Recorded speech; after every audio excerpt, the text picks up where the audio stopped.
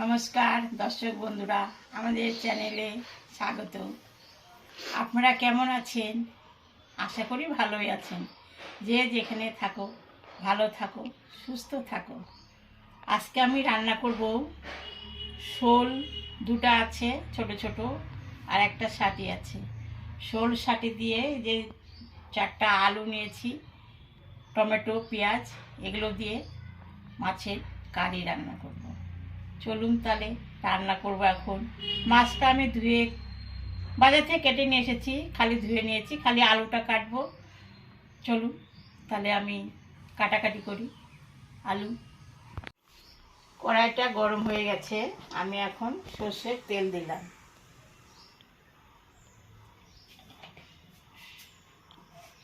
মাছে লবণ দিলাম,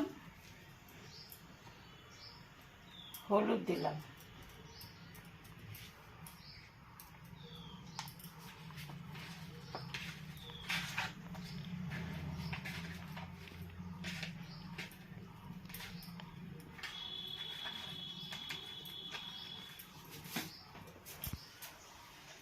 তেল গরম হয়ে গেছে, আমি এখন মাছটা ছাড়বো।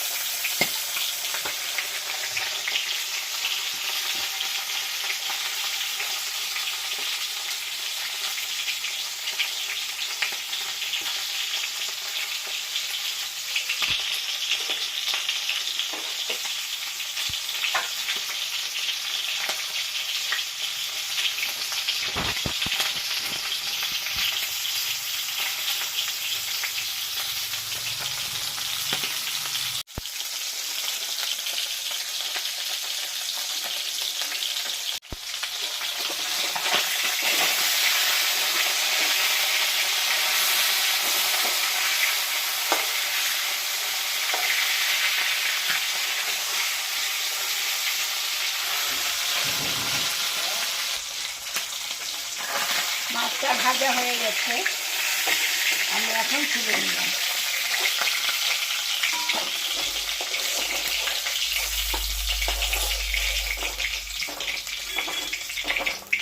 মাছ ভাজা তেলের উপরে আমি আর একটু তেল দিলাম,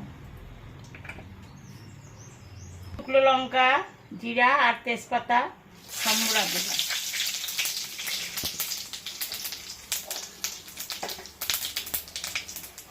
টমেটোগুলো দিয়ে দিলাম,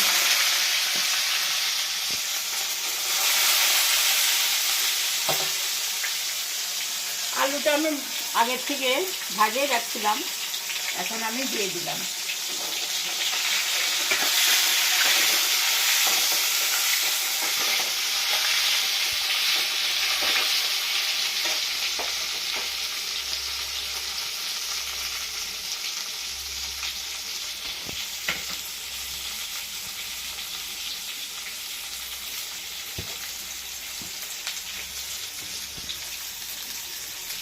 লবণ দিয়ে দিলাম,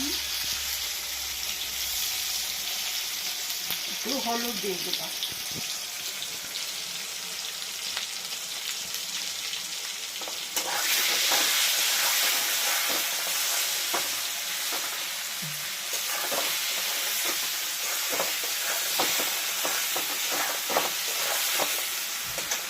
এখানে আদা, শুকনো লঙ্কা আর পেঁয়াজ আর 2 কোয়া রসুন দিয়েছি, এটা আমি দিয়ে দিলাম।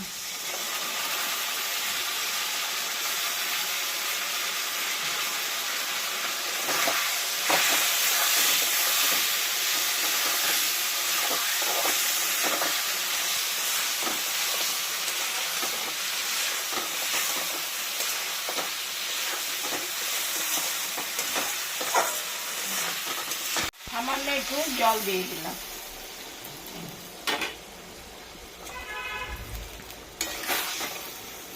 এখন আমি ঢাকাটা দিয়ে দিলাম, ঢাকাটা আমি তুলে নিলাম।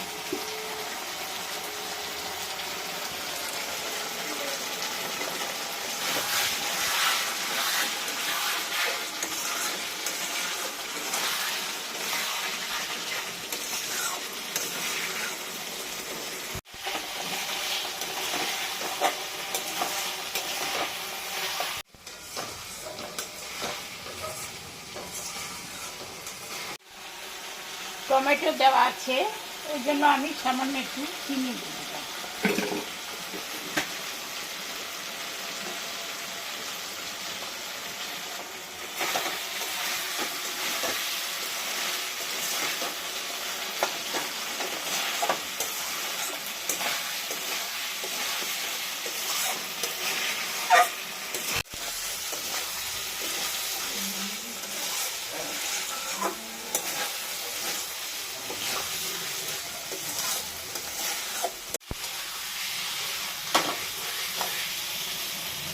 মশলা ভাজাটা হয়ে গেছে, এখন আমি সামান্য একটু জল দেব।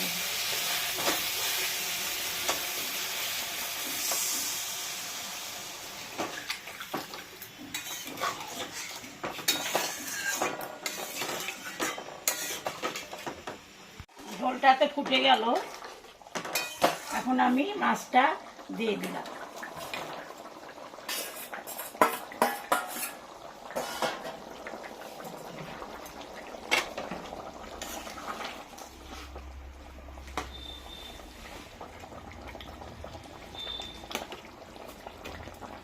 মাছের ইয়েটা হয়ে গেছে, কারিটা আমি এখন নামিয়ে দিলাম।